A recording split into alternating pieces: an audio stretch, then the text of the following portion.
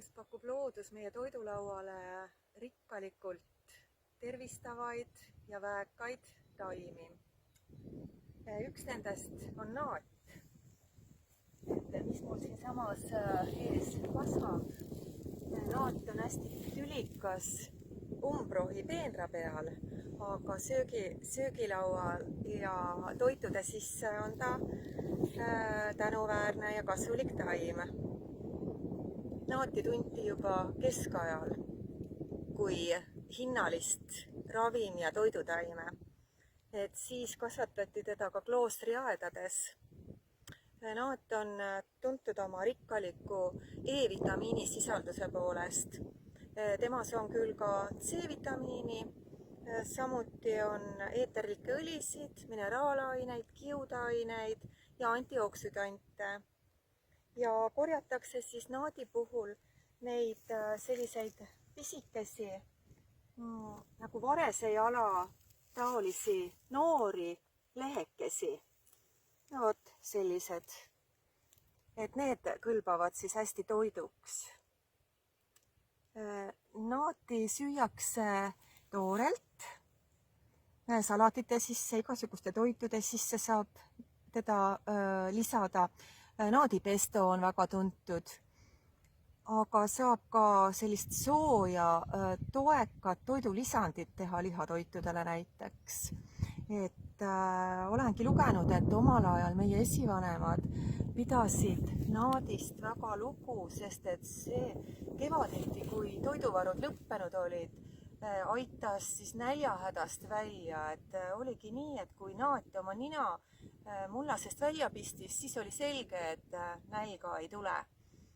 Ja muidugi vaesemates peredes sai siis ainult naadileent söödud ja keedetud, aga rikkamates sai sisse ka kruupi või sellist toekamat toitu lisatud. Naat on kergesti omandatav organismile, tähendab need toidud, mis on naadist tehtud. Ja naat on organismi puhastava toimega. Nii et meie proovime siis nii soojalt kui ka salati sisse lisada. Mina ikka panen peoga toitude sisse ja sellise salati täna ka valmistame. Aga kuumalt siis tehakse niimoodi, et valatakse keedetud vesi üle naadi, siis nõrutatakse ja siis segatakse veidikese õliga ja vähese soolaga. Ja seda leent, mis siis välja nõrutatakse, seda ei maksa ära visata. Selle võib vähese meega teha teeks ja ongi maitsev kõhutäis.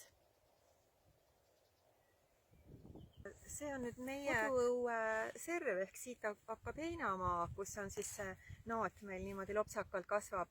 Aga tegelikult praegu ta on juba küllaltki suureks kasvanud, aga seda on võimalik niimoodi noorendada terve suve läbi, et niita see kõrge ja vana naat pealt ära ja siis tulevad need varesejalad ja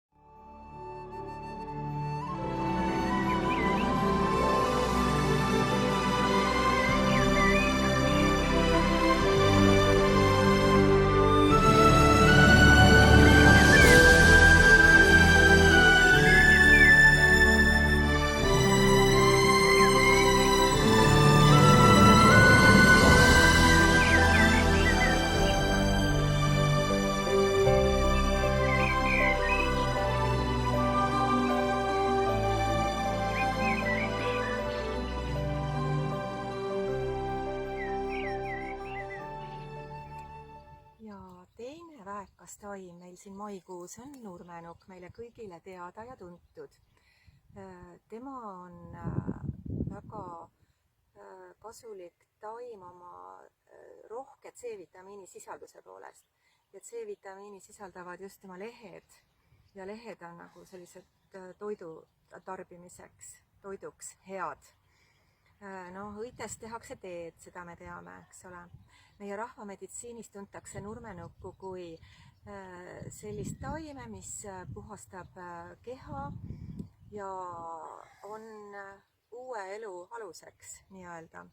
teda tunti ka juba keskajal, aga tegelikult juba iidses Kreekas oli ta tuntud ja nimetatud kui 12 jumala lill just sellepärast, et temal on võime ravida 12 haigust ja ta ongi jah, päris paljude erinevate haiguste puhul on temast abi. ja tegelikult legendides nimetatakse tihtipeale nurmenukku ka kuldseks võtmekimbuks, mis peaks avama taevaväravad selleks, et kevad saaks maa peale tulla. ja nüüd korjame jah siit nurmenukku ka meie salati sisse.